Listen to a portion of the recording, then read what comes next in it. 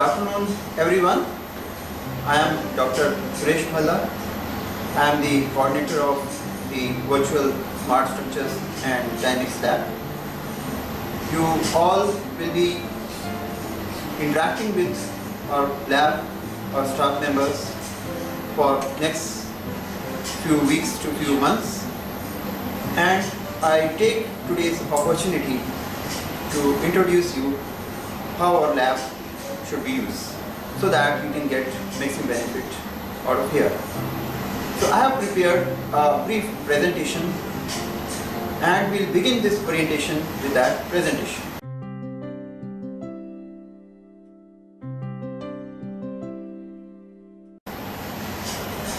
Now this is a presentation about what we'll cover today. I will give a very brief introduction about the virtual labs.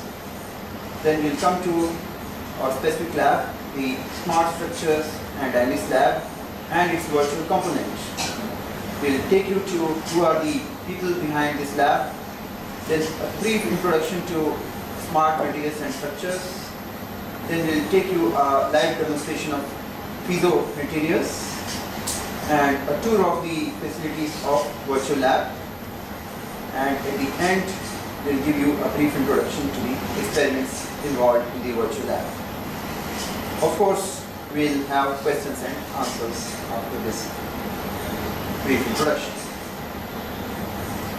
Now, virtual labs, this is an initiative of the Ministry of Human Resource Development, and this project is operating under the National Mission on Education through Information, Communication and Technology. Now we have one point access to all the virtual labs which are covered as part of this project, and you have to just note this website www.vlabs.co.in. So it gives access to all virtual labs which may be part of any of our participating institutes. Now this virtual lab project is possible because of the association of all these institutes: IIT Delhi, IIT Bombay, IIT Kanpur, IIT Kharagpur, College of Engineering Pune, IIT Roorkee, IIT Guwahati, IIT Hyderabad, Amrita, Diyarbakr and NITK Surat. All these institutions together we are partnering with virtual labs. Now there are three types of experiments in the virtual lab. Some could be remote triggered, some could be measurement based, and some could be modeling or simulation based. Now what is a remote triggered lab? So remote triggered lab means that the physical lab exists at some central location, and this is accessible to the far user through internet. So users, they can get complete feeling of audio and visual sitting at their desktop, and they can get the data and the real-time measurements at their own convenience. So the real-time lab, it becomes a virtual lab at the PC of the student. The next type of lab is basically simulation lab. So here we have a backend which is basically a simulation engine running on a server. So here these experiments, unlike the remote triggered labs, these are not real. They are basically working on a simulation or a mathematical model, but the user gets a picture that they are sort of real experiments. Finally, we have measurement type labs or measurement type experiments. So here there is a backend, and this consists of some previous experimental data which runs on the server. But we have made it, and we have provided the graphical user interface in such a manner that the user, he gets feeling that the experiments are happening in his front. Now I introduce you about the virtual smart structures and dynamics lab. Now, virtual smart structures and dynamics lab, it is a virtual extension of the Smart Structures and Dynamics Lab (SSDL). Now this lab was set up in 2007 by me. The aims of the lab is to carry out research towards the development of new sensors and techniques based on smart materials. That is the major aim. And we work for different areas such as structural health monitoring, biomechanics, energy harvesting, and many other interdisciplinary applications which involve structural dynamics. We have completed several PhD projects and also MTech and BTech projects. Typically, we have completed 4 PhD theses since 2007, 25 MTech projects, and 64 BTech projects. Our key research areas are the electromechanical impedance technique for structural health monitoring. We also strive to develop cost-effective variants of the EMI technique. We try to integrate the EMI technique with low-frequency global dynamic techniques. We model sensor structure interaction. We perform experiments and simulations for energy harvesting, for biomechanics, and recently we have also started a new variant of the EMI technique, that is metal wire based, and we'll give you more introduction for this also in today's interaction. Now, this is the virtual extension of our Smart Structures and Dynamics lab. So we have just added V before SSTL to give it a specific acronym. Now, this lab can be accessed by this website, and you can go here directly, or you can also go here via the VLab web address that I gave you earlier. So our lab is put in use for our own coursework at IIT because the numbers of students, they are increasing, and this virtual lab has given us an opportunity to use our resources with optimization. Now let me give you an introduction about the people who are involved in this lab. I am the main coordinator of this lab, and I am assisted by a creative team which look after the design of all the experiments, and then we have a maintenance and operations team. Now the creative team, this is headed by research scholar Ms. Navid Kaur, who is the team leader, and she is assisted by Ms. Sushmita Naskar, who has just finished her MTech.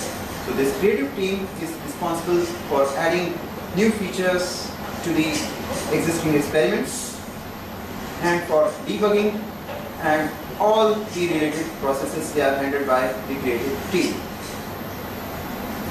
Now Navid, she is about to finish her PhD work very soon. Sushmita, she has completed her MTech and she is a prospective PhD student. The maintenance and operations team is held by 3 staff members. Mr. Lal Singh, who is GLA, and he is a very senior staff member of our lab. Then we are assisted by Mr. Vijay Verma and Mr. Sujit Tandon. Mr. Vijay Verma and Mr. Sujit Tandon, they will be in touch with all the users throughout the course of the virtual lab. So basically, for day-to-day basis, you will be in touch with the maintenance and operations team. So this team keeps on running all through the day to make sure that all the experiments, they are available to you without any problem.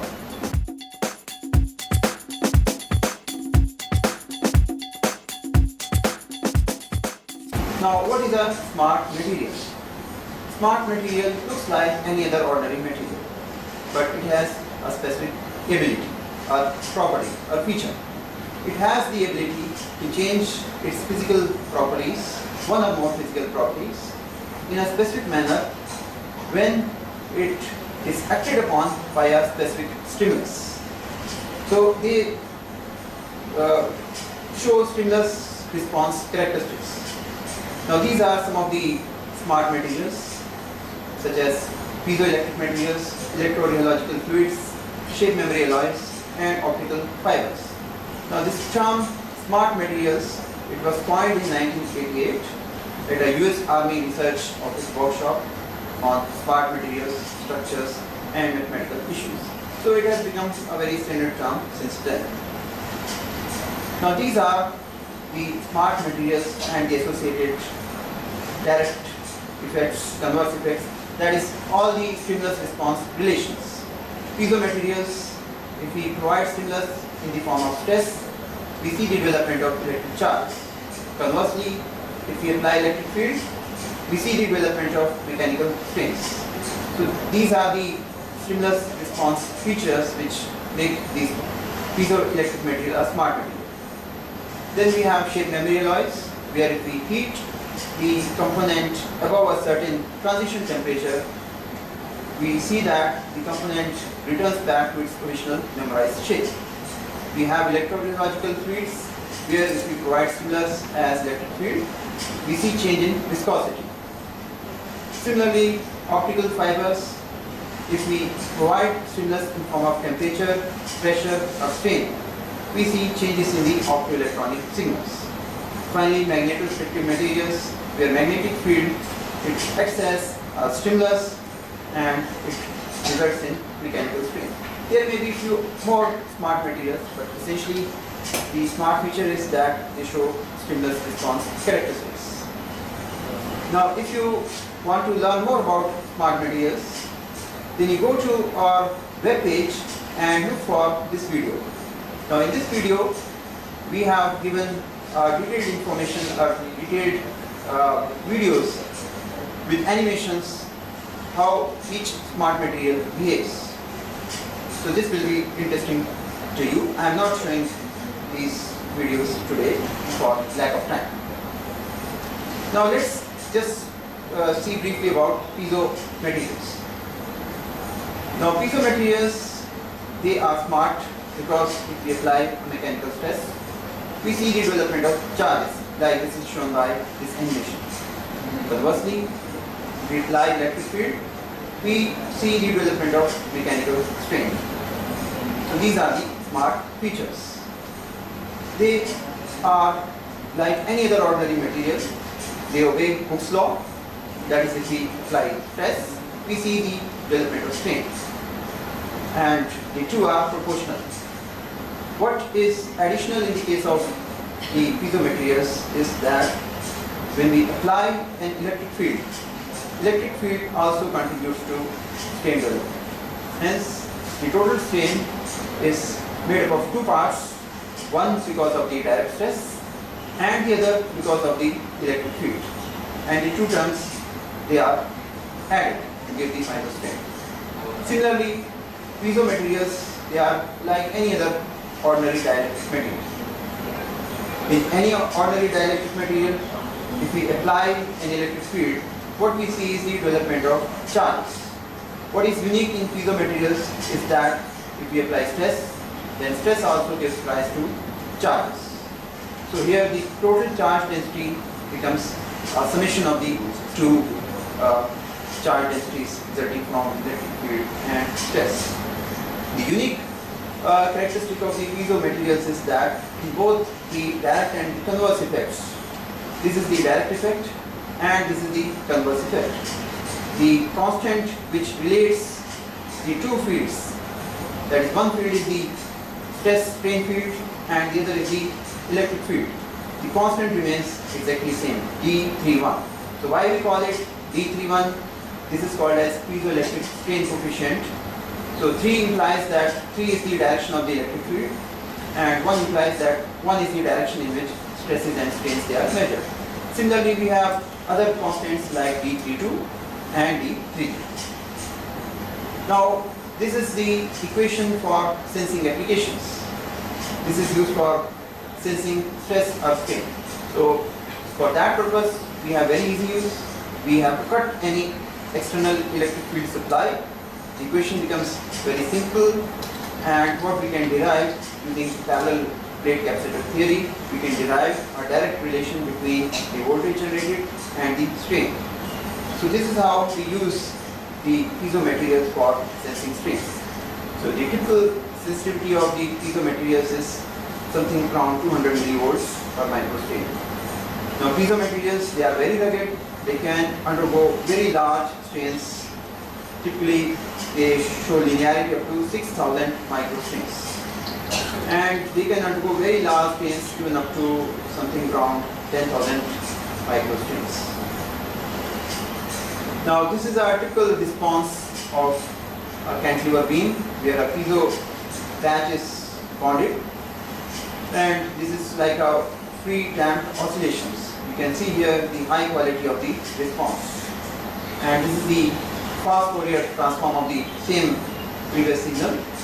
So when we do the fast Fourier transform, we get into the frequency domain, and peak of the fast Fourier response basically tells us the natural frequency of the signal.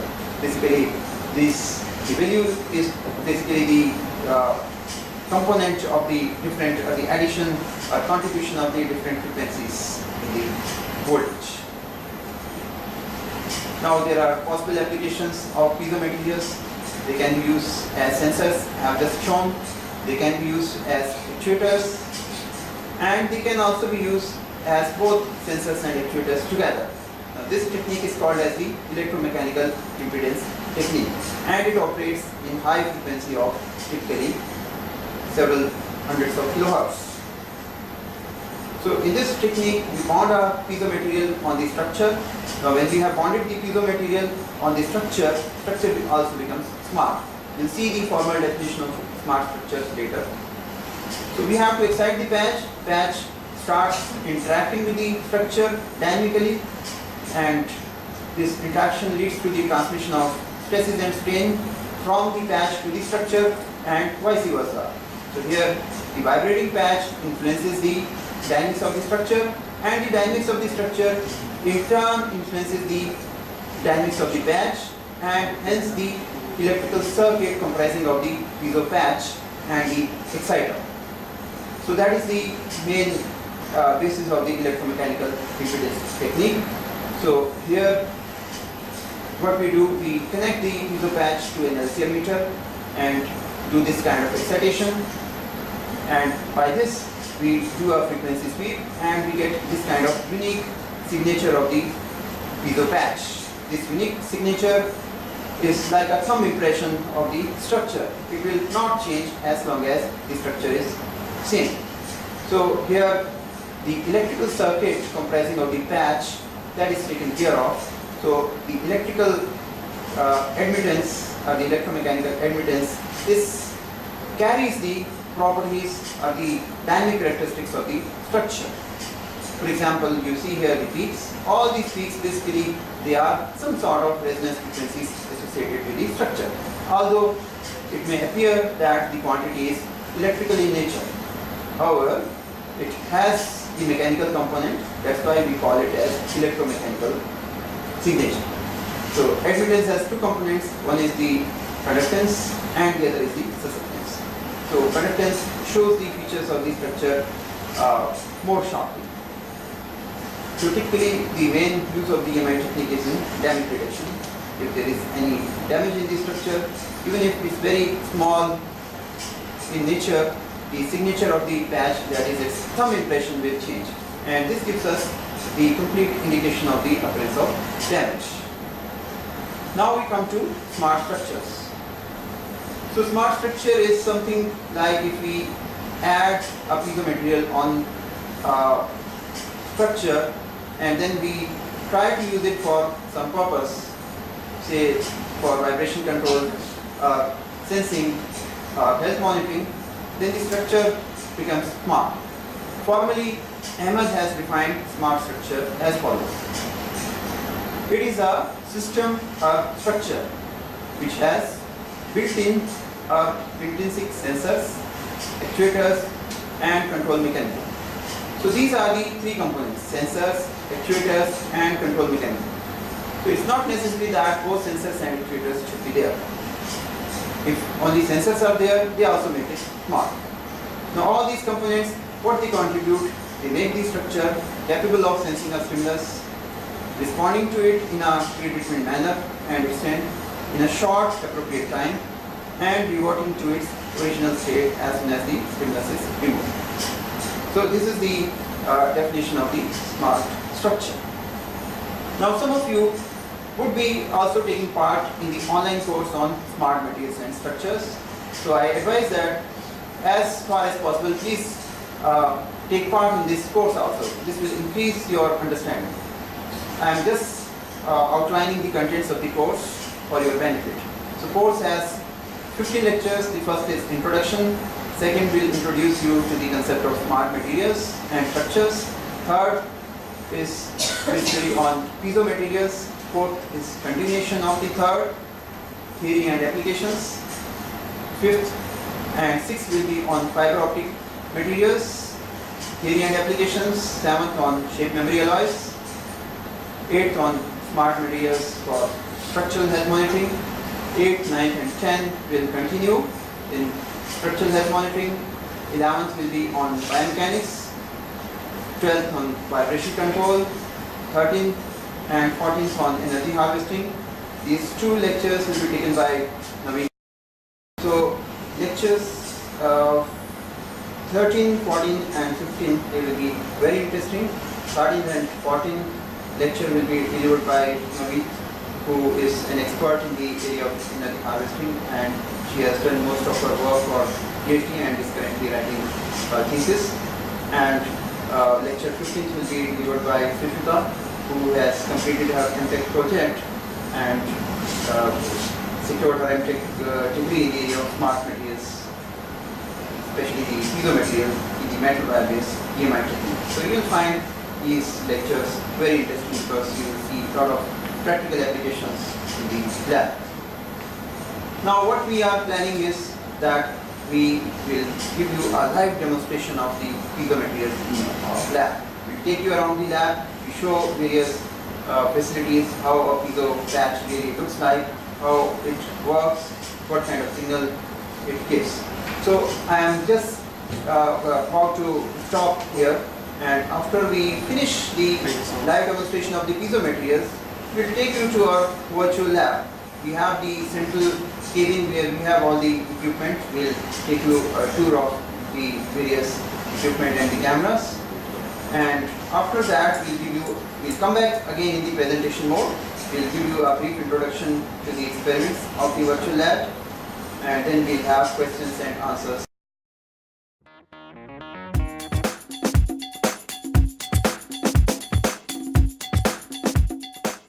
So we have planned this session to show you some of the features of our smart structures and dynamics lab.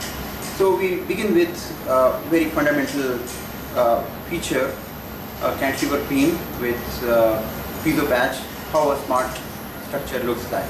So we are now focusing the camera on the actual experiment. Do you see cantilever beam? And this cantilever beam, we have one piezo patch. We are now zooming the camera on the piezo patch. So this piezo patch is permanently bonded on this structure. So this structure becomes smart. Now how this piezo patch helps, it provides the signals when the structure is vibrating. Now we will just vibrate the structure and you can see the signal in the oscilloscope. So if we vibrate the structure, what we see is the development of charges in the piezo patch. Now we zoom here and show you how the signal looks like.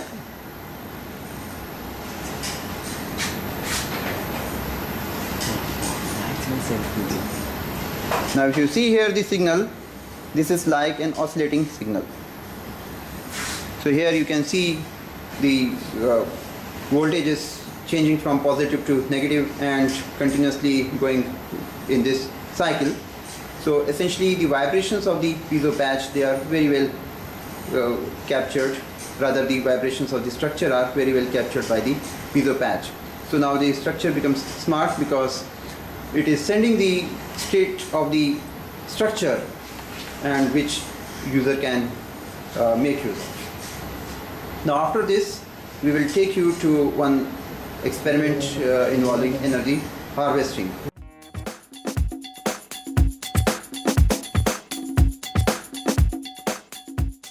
Now we take you to a small wind tunnel experiment where we demonstrate to you how piezo patches they can be used for harvesting wind energy.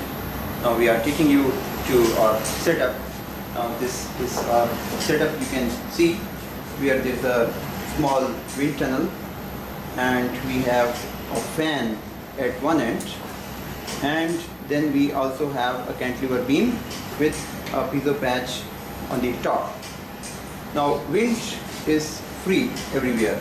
if we can harvest wind energy, if we can convert it into electrical energy by using the piezo patch as a generator.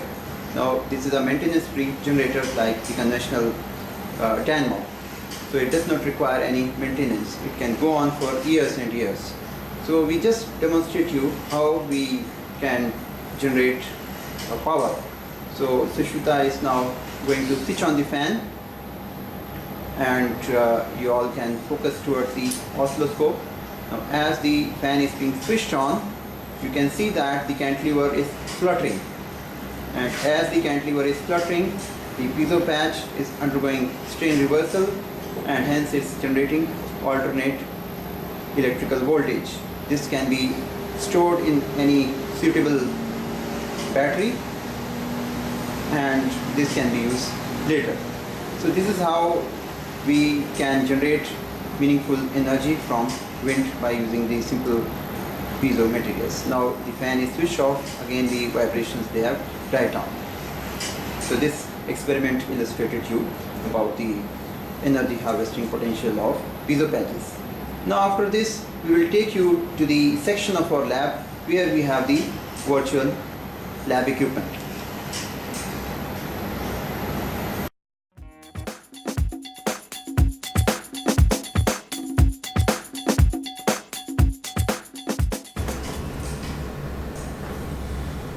Hello everyone, I am Sushmita. I completed my MTech from Smart Structures and Dynamics Lab from IIT Delhi, and now I will take you a quick tour of our lab. And before performing any experiments, it is emphasized to go through the links which has been given in our website so that you can have a brief idea of the concepts, and you can see the manuals of the experiments too. Firstly, I will show you the experiment number 1. This is the cantilever beam, and the PZT has been attached at the end of this cantilever beam. And the main aim of this experiment is to find out the natural frequency. And if you will, and this mic is here to get the sound of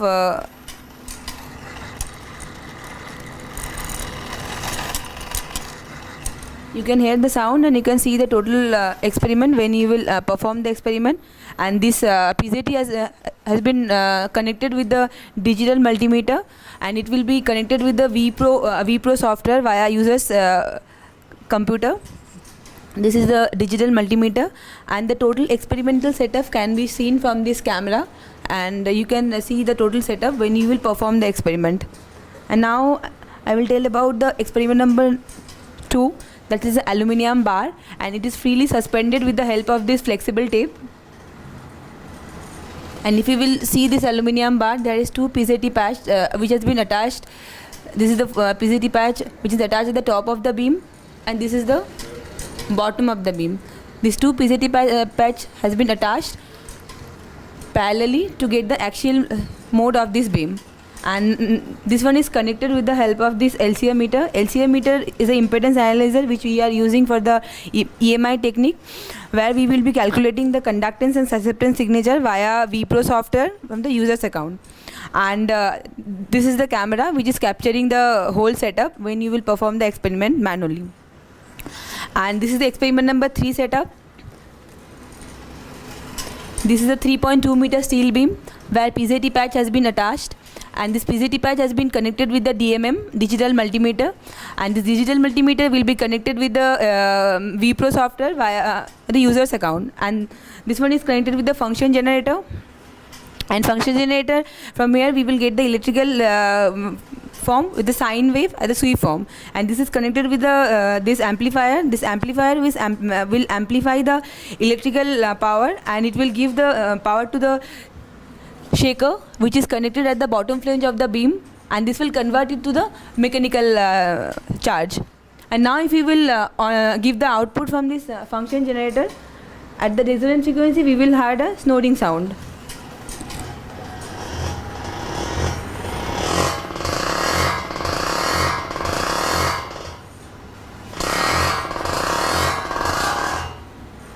Now I will tell you about lastly about the experiment number 4.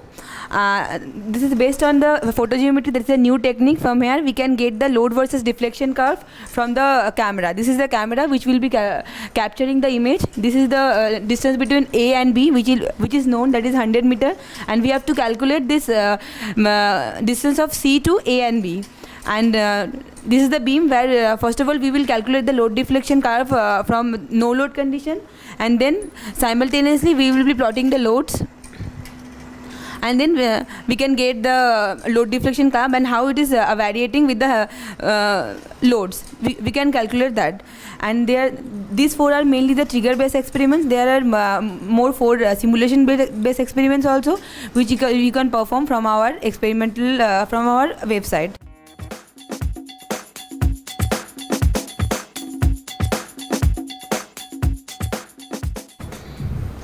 Hello. Just now I told you about the tour of our lab. Now I am giving you a brief description of my MTech project, that is on a metal wire based variant of EMI technique, and I completed my MTech work on this particular topic. This is the specimen on which my main work was there. This is the 1200 into 970 millimeter metal steel plate, where the PZT has been attached manually, that is conventionally, on the host structure, and also it has been attached in this metal wire also, and the wave propagate on this way. There are 3 types of damage: damage 1, damage 2 and damage 3. 3 damage I have been induced, and then I calculated with the help of this conventional one, and this is the metal wire. The main advantage of the metal wire technique is we don't need to attach the PZT on the host structure. We can easily detect the damage with the help of this metal wire technique, and this metal wire technique is giving a very good result from the other variants also. So we are looking forward to work on it on the concrete structure and on the some other several projects also. Thank you.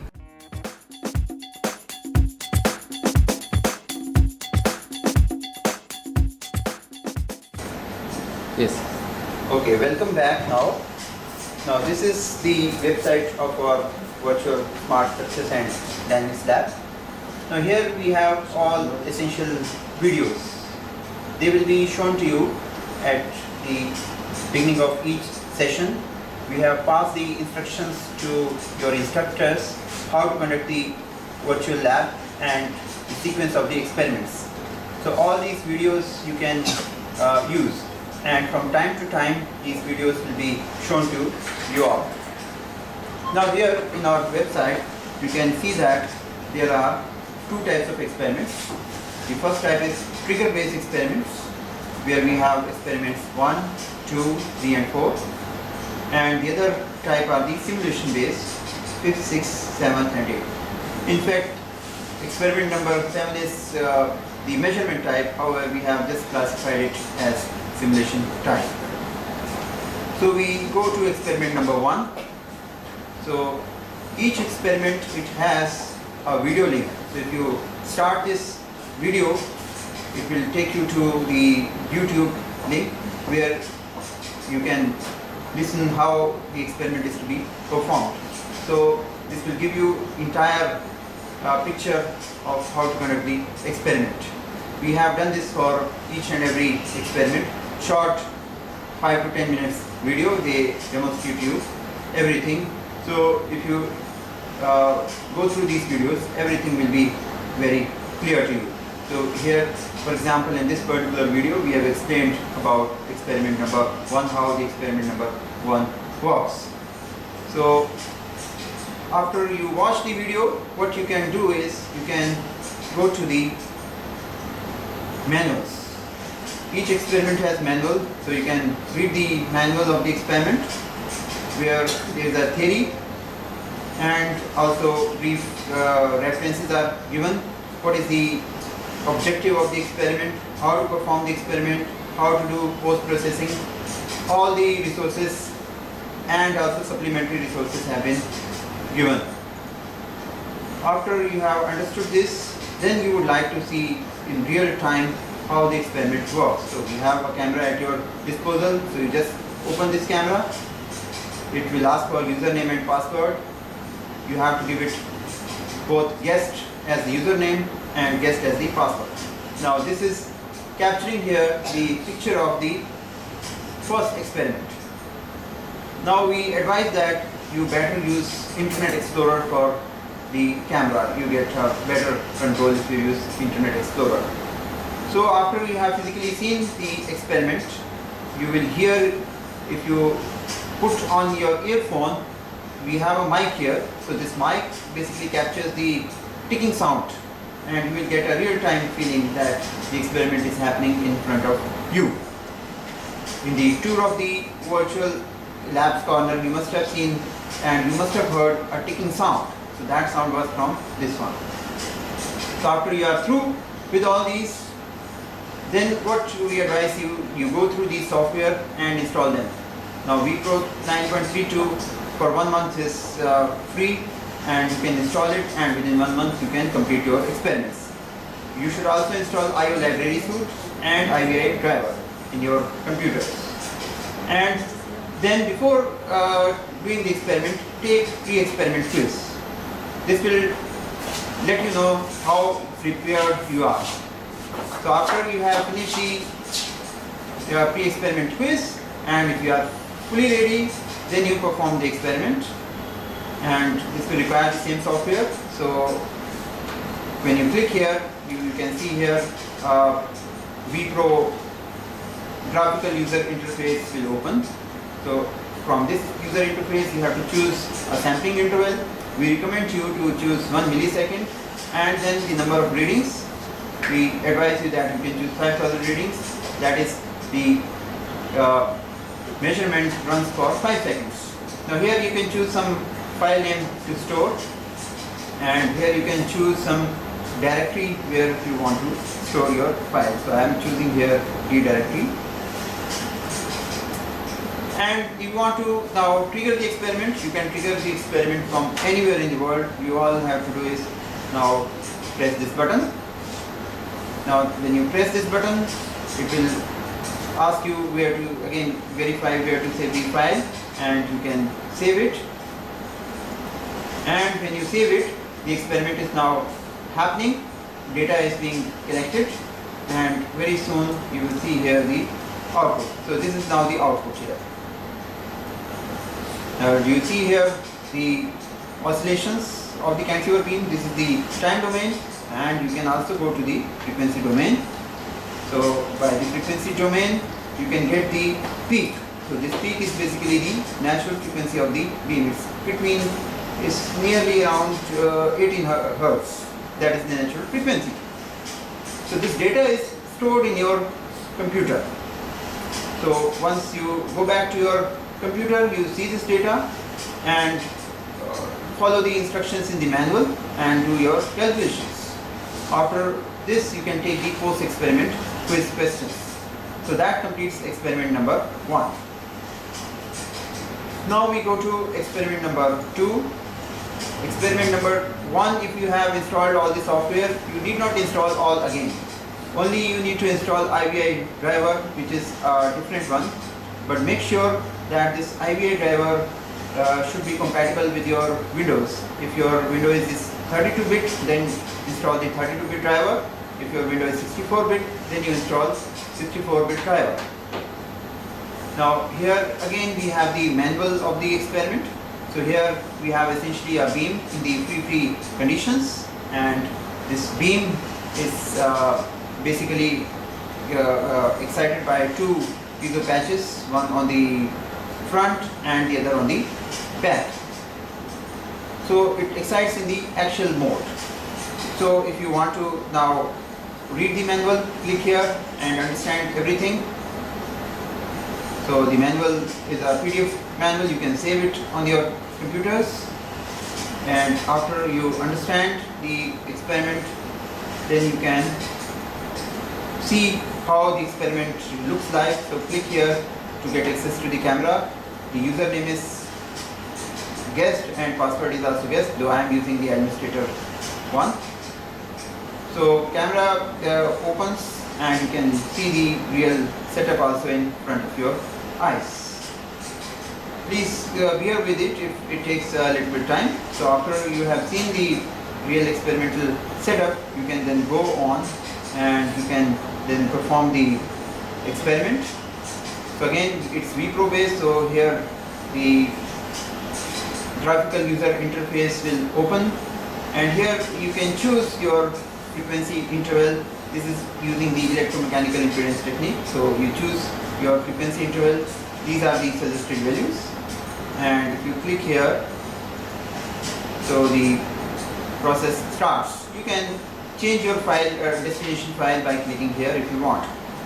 So this is a real-time measurement where the data is being collected and stored in a real fashion. You can go to your directory and you can retrieve your file. So what we observe here is a peak, and this is one of the natural frequencies of the beam in the actual mode.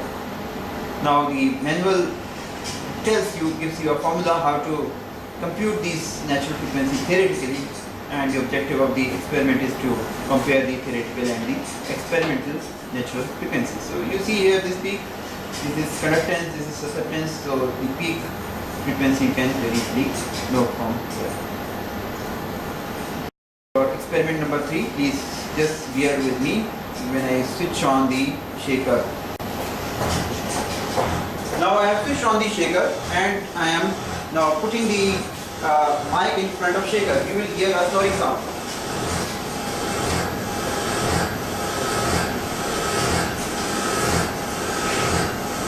So I hope you heard the snoring sound. So this experiment is happening with the help of this shaker. This shaker is basically exciting the beam to undergo vibrations, and the vibrations are captured by a piezo patch. So I am now performing the experiment. So these are the suggested time durations and the sampling interval. Experiment is happening now.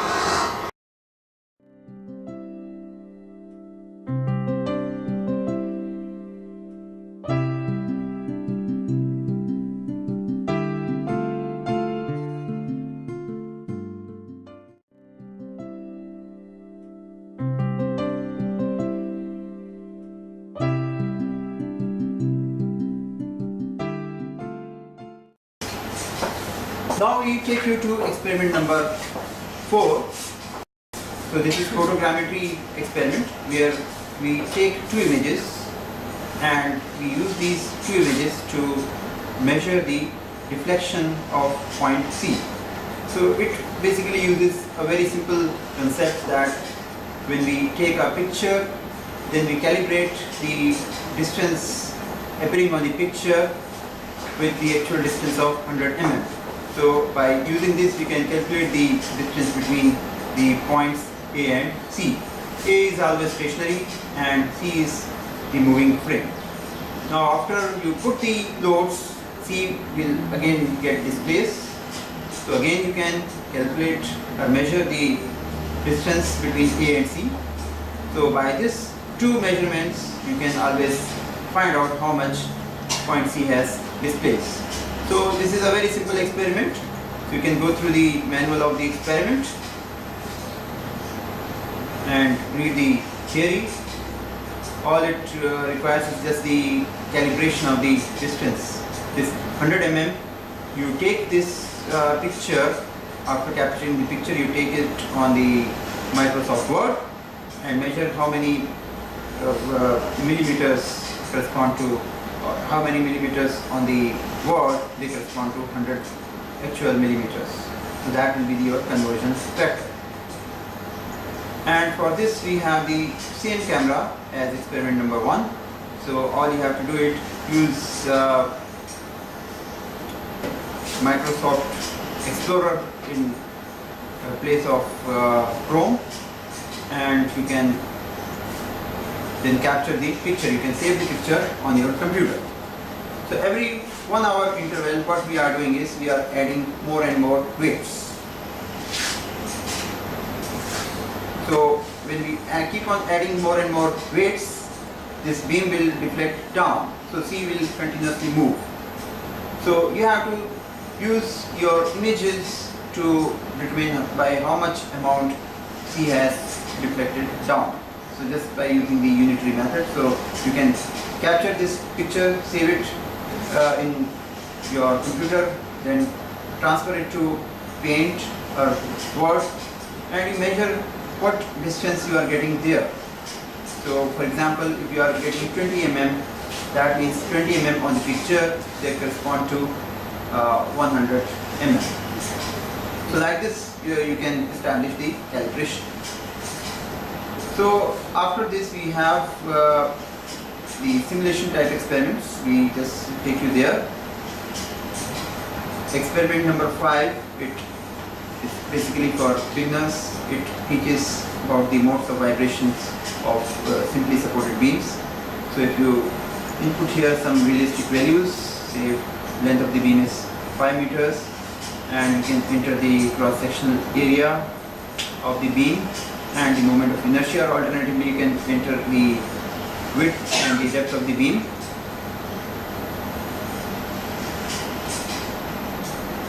And here you can enter the density and Young's modulus.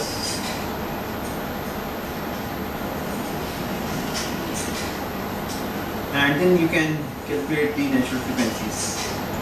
So the frequency comes here, and this is the mode shape. Similarly, you can calculate the second natural frequency, and like that you can do this. After that, there is a small exercise where you take different values of the lengths, and then you sort of plot how the frequency changes with lengths. And then there is a parametric study, again the effect of Young's modulus on the frequency. So you can do this exercise. So this experiment is for beginners. Experiment number 6 takes the user to the modes of vibration of 2D plates. Now every experiment has a video link, so you can of course use the video link. So here you can enter the length of the plate. I am just entering some hypothetical values. Poisson's ratio.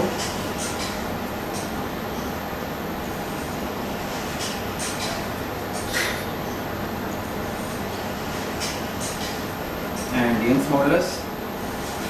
And here which mode you want. So when you do calculate, press the button of calculation, you see here the mode shape and the corresponding frequency. And you can change, go to higher modes and still higher, and you can calculate the corresponding frequencies also. Then there is an exercise for the user, a parametric study kind of exercise which you can do. Now we go to experiment number 7. So this is a measurement type experiment, and here we are just simulating the electromechanical impedance technique. So here you can always require signature, though this is based on measurement data, but for user it appears that this is like a real-time measurement. So here I enter the starting and the end frequency, and I submit here.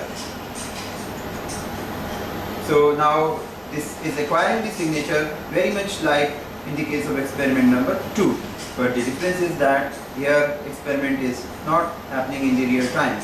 This is a measurement data from some earlier experiment. So after you finish the measurement, you can save the data, and then what you can do is you can induce damage in the structure.